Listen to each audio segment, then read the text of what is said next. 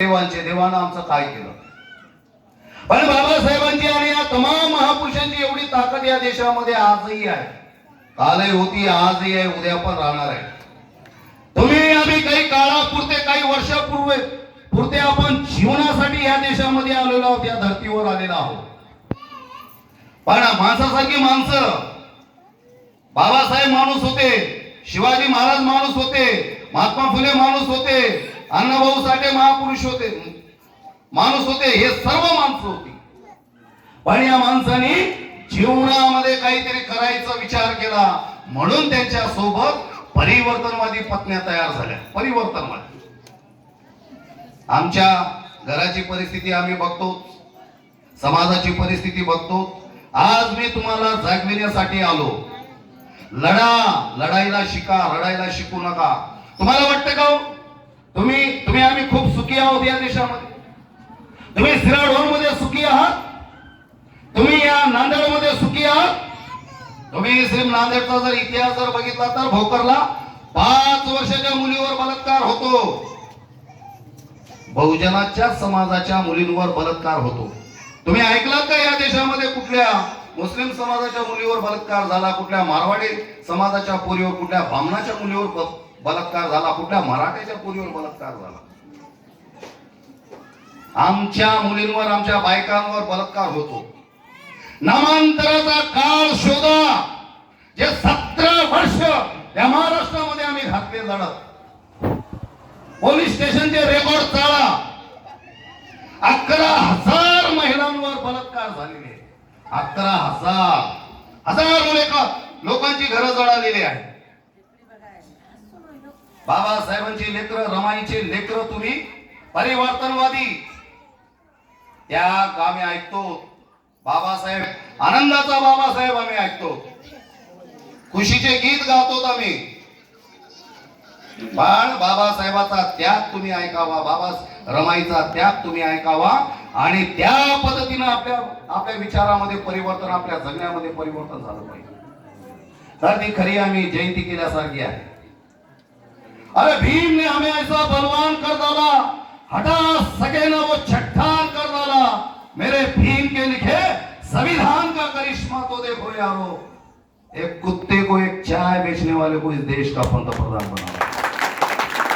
बाबासाहेबांच्या संविधानामध्ये एवढं परिवर्तन होतो. बाबासाहेब आज तुम्हाला आम्हाला संविधानाच्या माध्यमातून चिडून सांगतात, चिडून बोलतात. खतरा मुझे उन लोगों से नहीं है जो लोग मेरे संविधान के साथ छेड़छाड़ कर रहे. बाबासाहेब काय म्हणतात संविधानाच्या माध्यमातून? खतरा मुझे उन लोगों से नहीं है जो लोग आज मेरे संविधान के साथ छेड़छाड़ कर रहे. खतरा मुझे अपने समाज के उस बदमाश और गद्दारों से है जो मैंने दिए हुए संविधान का अधिकार लेकर पढ़ लिख कर मुझसे और मेरे समाज से मुंह मोड़ लिए हैं. और कुछ गद्दार, बाबा साहेबांचा शब्द है, और कुछ गद्दार जो सरपंच बनकर, नगर सेवक बनकर, आमदार, खासदार, मंत्री, संतरी बनकर आज भी मेरे और मेरे समाज के दुश्मनों के तलवे छाट रहे. मुझे उन मेरे समाज के गद्दारों से खतरा है. तुम्ही गद्दार आहात का? इमानदारी असली पाहिजे आपल्या अंगामध्ये, रक्तामध्ये. आज जर वाटत असेल त्या मोदीला, मत देखो इन झोपड़ियों में, इनमें तो क्रांती पलती है. आम्ही महाराजांचे वैशिष्ट्य हो. या देशामध्ये मारणारे क्षत्रिय आम्ही खरे. मत देखो इन झोपड़ियों में, इनमें तो क्रांति पलती है, बगावत हम करते नहीं. यही तो हमारी गलती है. बगावत पर आ जाते तो मां कसम ये भारत कब का जलाकर राख कर दिए होते. काय बाबासाहेबांच्या म्हणजे लेखणीमध्ये ताकद आहे. एवढी ताकद बाबासाहेबांची, एवढे लेकर बाबासाहेबांची. गौतम वाघमारे नांदेडचा, जनार्दन मवाडे नांदेडचा, पुचीराम कांबळे नांदेडचा.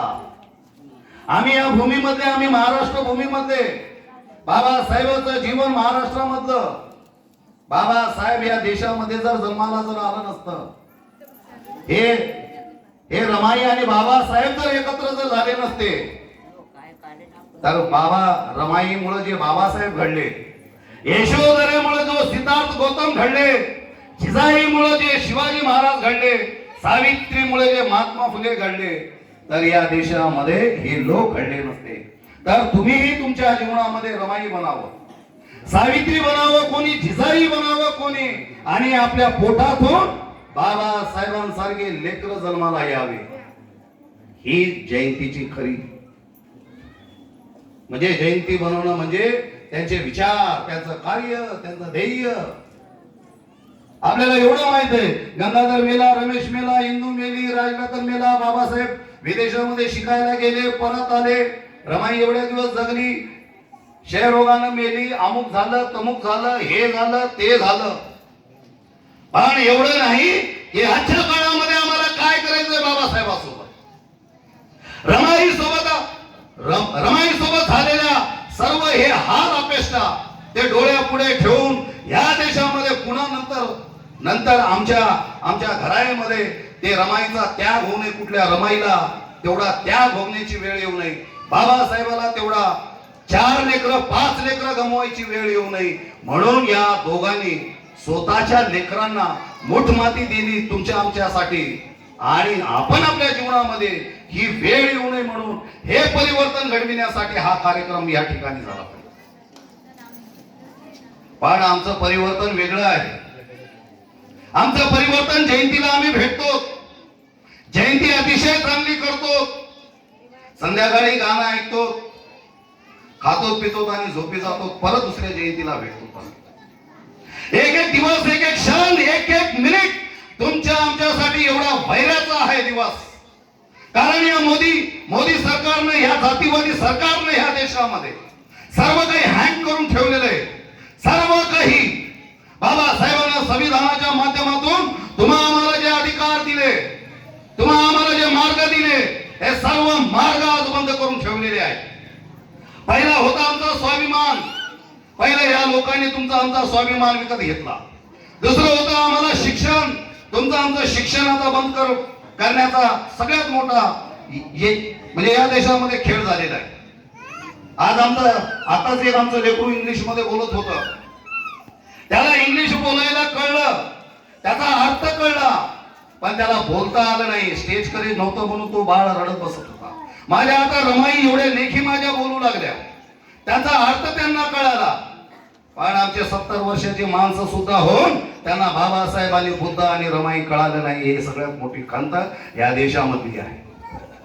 अरे ब्राह्मणाचं 5 वर्षाचं पोरग 50 वर्षाचा इतिहास त्याला माहित राहते, आणि आमचं 70 वर्षाच्या म्हाताऱ्याला गेल्या वर्षी काय झालं हे माहित नसते. किती मोठी खंत आहे. मी तुम्हाला म्हणणं झालो, लाईव्ह चालू आहे, देशातल्या लोकांना म्हणालो, नाही तर याच्यानंतर मला बोलवणारच नाही. म्हणून या देशामध्ये अरे बाबासाहेबांची एवढी विद्वत्ता होती. एका प्रसंगामध्ये, एका परिषदेमध्ये मी तुम्हाला एक घटना सांगतो की तुमचा बाप एवढा महान होता, या देशामध्ये हजारो साधू संत झाले, राष्ट्रसंत झाले, आणि आमच्यामध्ये एक राष्ट्रसंत होते गाडगे बाबा.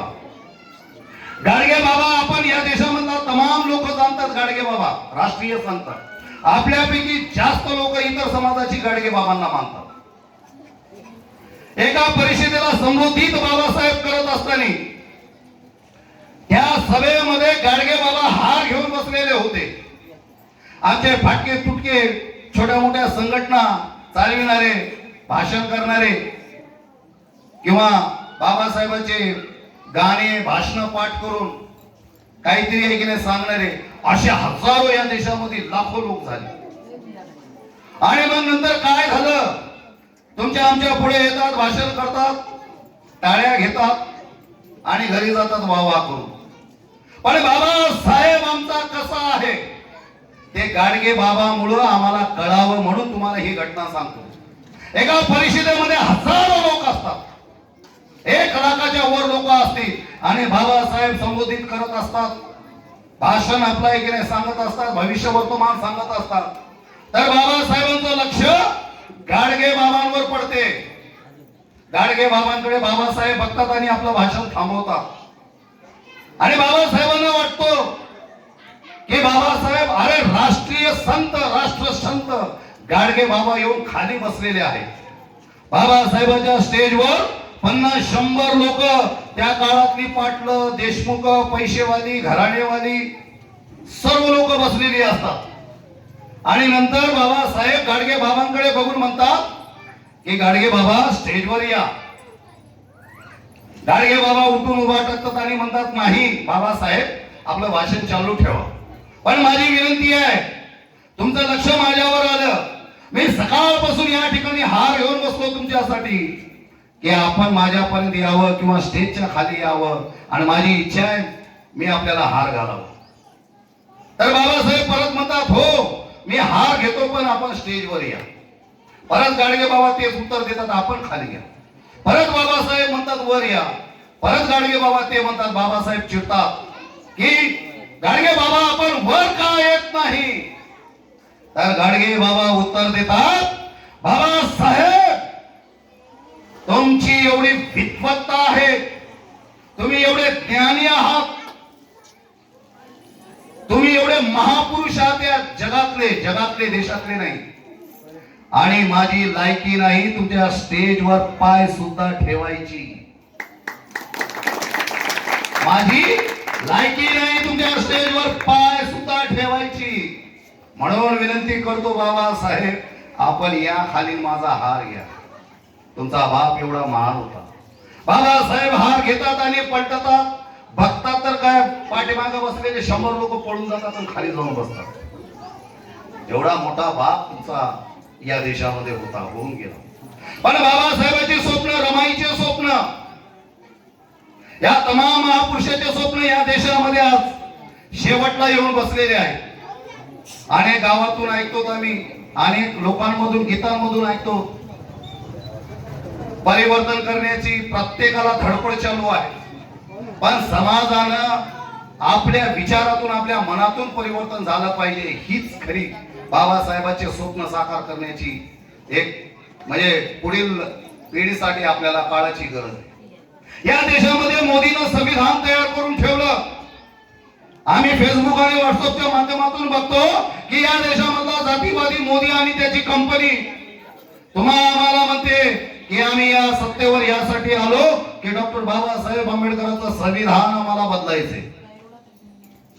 ईव्हीएम मशीनवर म्हणजे वोटिंग मशीनवर त्यांनी हँग करून ठेवलंय, कुठलंही बटन दाबा मोदीच येतो, कुठलंही बटन दाबा कमळच येतो. पण त्याच्यासाठी कोणीही आवाज उचलायला तयार नाही. हजारो लाखो लोक या देशामध्ये, बाबा करोडो लोक या देशामध्ये आहेत. पण तुम्हाला एक गोष्ट दुसरी एक सांगतो, बाळासाहेबांनी प्रयोग केला. डॉक्टर बाबासाहेब आंबेडकरांनी म्हणले होते, त्यावेळी म्हणाले होते की जा मातंगानो नाही, जा बुद्धांनो नाही, जा मराठ्यांनो नाही, जा कुंभारांनो नाही, जा चामारांनो नाही, जा बंजारांनो नाही. बाबासाहेब म्हणाले जा बहुजनांनो, आपल्या घराच्या भिंतीवर लिहून ठेवा, या देशाची शासनकर्ती जमात तुम्हाला बनायची. बाळासाहेब आंबेडकरांनी 2014 मध्ये हा प्रयोग केला, 2019 ला प्रयोग केला, 14 ला प्रयोग केला की अरे ज्यांचं या देशामध्ये जातीचं अस्तित्व नाही अशा समाजाला जवळ घेऊन लोकसभा विधानसभेचे तिकीट दिले. तिकीट घेतले बदमाशाईनं. आयबीसी कुठेतरी गेला निघून, कोणतरी ते पडवळकर गेला निघून, आमच्या जातीचे काही लोक गेले निघून. आणि मग झालं काय, भिंगे गेला नांदेडचा निघून. मग झालं काय की समाज आमचा पोरका झाला, बाळासाहेब एकटे पडले आणि समाज आमचा एकटा पडला. आम्ही लोकसभा विधानसभा इलेक्शन आम्ही याच्यासाठी लढतो की बाबासाहेब म्हणाले की त्या एका कृपालानीला म्हणाले होते त्या काळामध्ये की तुमचं राज्य आता चालणार नाही, कारण या देशामध्ये जे संविधान मी दिलेले, आता राणीच्या पोटातून राजा जन्म घ्यायचा नाही तर मतदानाच्या पेढीतून माझ्या समाजाची लेकरं राजा बनतील. बाबासाहेबांनी ठणकावून सांगितले. तो कृपालानी परत बाबासाहेबांना म्हणला की या उघड्या नागव्या लालची खोर, दारिद्र्य गरिबीमध्ये असलेला समाज, अनपढ असलेला समाज, तुम्हाला बोलला, आम्हाला बोलला, मला बोलला, सगळ्यांना बोलला. लालचीखोर, गद्दार, अनपढ, भोळा बाबडा, अनाडी, दारिद्र्यात असलेला, परेशानीमध्ये असलेला, आम्ही या समाजामध्ये एवढ्या संघटना उभा करू, एवढे पक्ष उभा करू की बाबासाहेब तुम्ही जे बघत असलेले स्वप्न आम्ही काही काळामध्ये संपून टाकू. आला हो, 70 वर्षाच्या नंतरच काळ आला.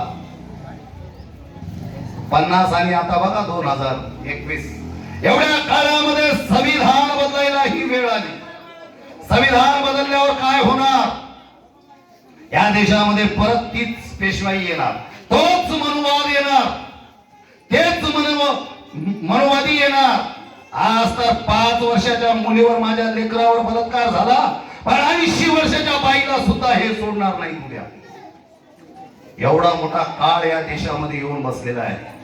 महिला जागी झाल्या पाहिजे. महिला जागी झाल्या तर माणसं जागी होतात.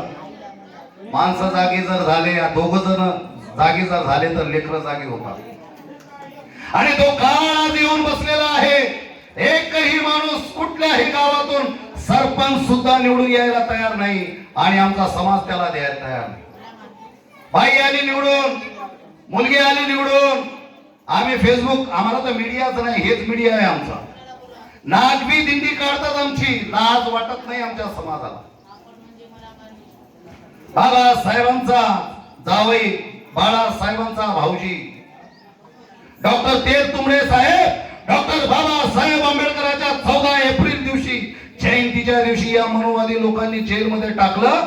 आजपर्यंत त्यांची जमानत झाली नाही.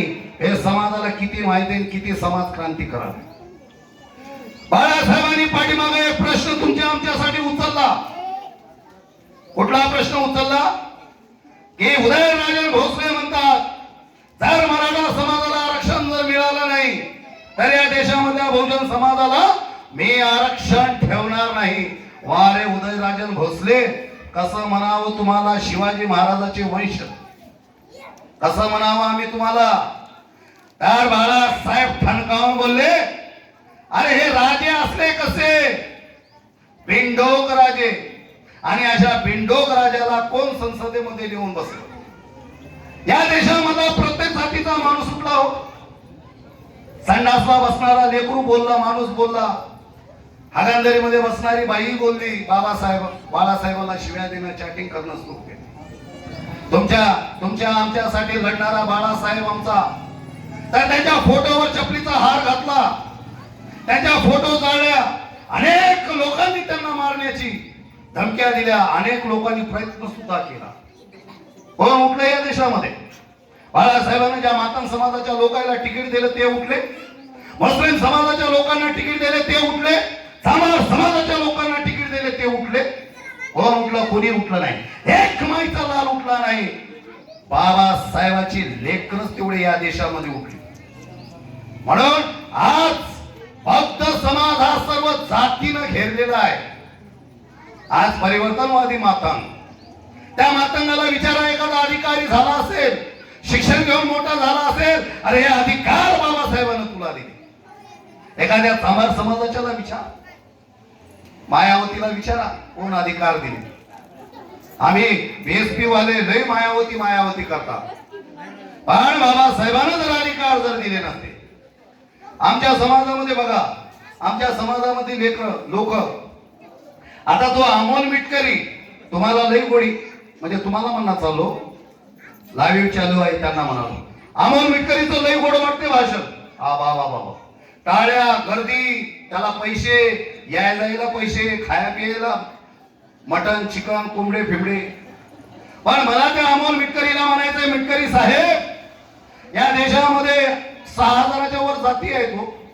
तुम्ही बौद्ध समाजच का, बाबासाहेबांचं संविधानच का, बुद्धाचा धम्मच का पाठ केला? आणि बौद्ध लोकांनाच तुम्ही बाबासाहेबांनी बुद्ध का सांगता? तुमच्या जातीच्या लोकांना का सांगत नाही? इतर समाजाच्या लोकांना का सांगत नाही? आमची ते सुषमा अंधारे, त्यांनी सुद्धा बुद्ध पाठ केला, बाबासाहेब पाठ केले, आणि जयंतीमध्ये मोठमोठाले भाषण करतात आमच्या पुढे येऊन. पण त्यांना म्हणायचंय, तुम्हाला सांगायचंय मला, ही लोक बाबासाहेबांचं संविधान, बाबासाहेब बुद्ध आणि त्याचा धम्म याच्यासाठी पाठ केले, कारण त्यांना माहित आहे हा एकच या देशामधला समाज आहे ज्या बाबासाहेबांच्या ग्रंथावर, बाबासाहेबांच्या संविधानावर, बाबासाहेबांच्या नावावर संघटित होतो आणि वावा मिळते, पैसे मिळते, नाव होते आणि परत हे भाडखाऊ लोक, इलेक्शन आलं, लोकसभा आली, विधानसभा आली, राष्ट्रवादीच्या स्टेजवर, काँग्रेसच्या स्टेजवर बोलवता का तुम्ही अशा लोकांना? तो भाडखाऊ आनंद काय त्याचं नाव, शिंदे, त्याला त्याचा बाप, त्याचे भाऊ, त्याचं खानदान, त्याचं लेकरू बाबासाहेब गाऊन आज या देशामध्ये चमकले, जगामध्ये चमकले. अरे आमच्या मायमाऊलीनं निंदायला जाऊन पैसे आणले, आमच्या भावाईनं लाकडं तोडून नाही मजुरी आणली आणि त्या आनंद शिंदेला पैसे दिले, त्या वनकरला, काय त्याचं नाव, वनकरच ना, अनिरुद्ध वनकर, त्याला पैसे दिले, भाडगावला पैसे दिले आणि या जगामध्ये, या देशामध्ये मोठं केलं.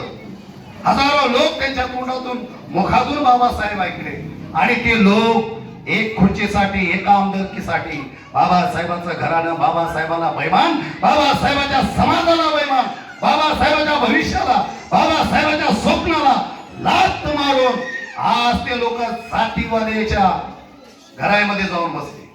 पूर्वीच्या काळामध्ये आम्ही ऐकत होतो की पाटील पांडे पैसेवाले पाया ठेवायचे नाचायला आणि गायला. आज या लोकांनी त्या आनंद शिंदेला आणि अनिरुद्ध वनकरला गायला आणि नाचायला ठेवलं त्याच्या घरामध्ये. अशा नाचायकून आणि अशा लोकांकून तुम्हाला बाबासाहेब ऐकायचे? अरे स्वाभिमान होता आमचा बाप.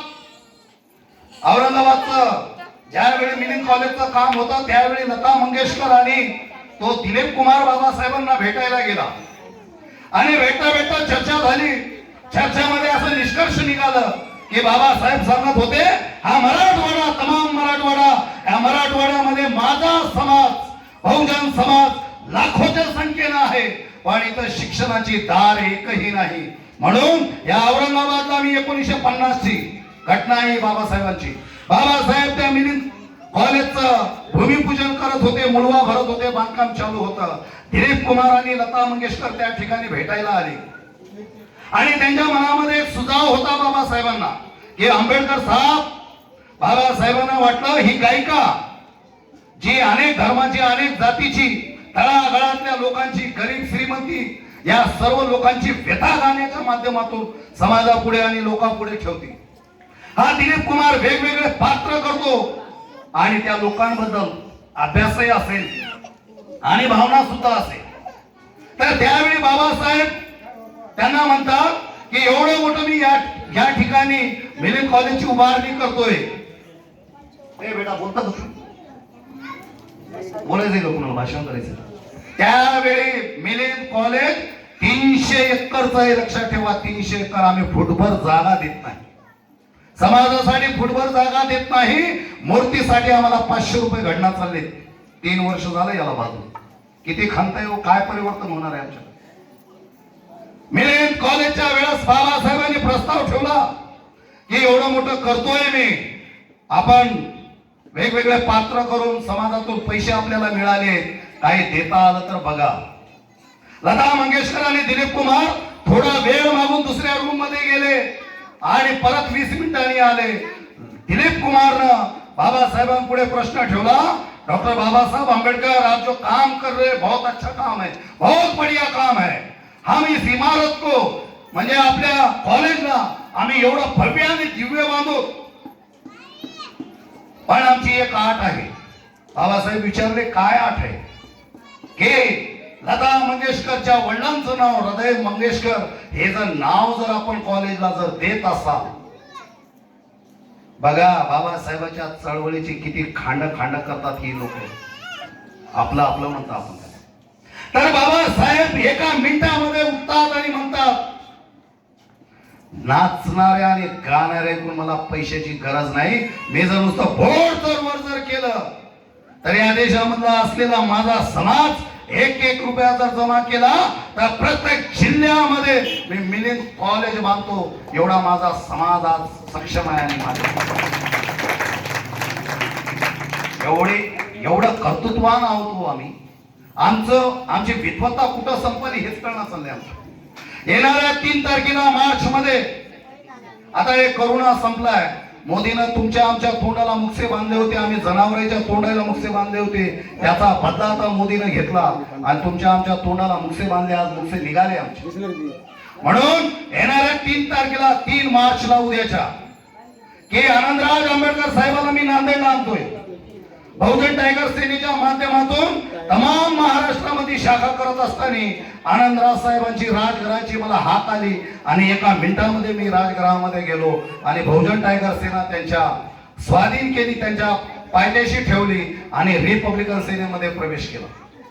पण बहुजन टायगर सेनेमध्ये काम करत असलेले आमचे परगणे साहेब, चंद्रकांत परगणे साहेब, त्या काळामध्ये मला म्हणत होते, दादा त्यांचं वय आता मला वाटते 65-70 असेल.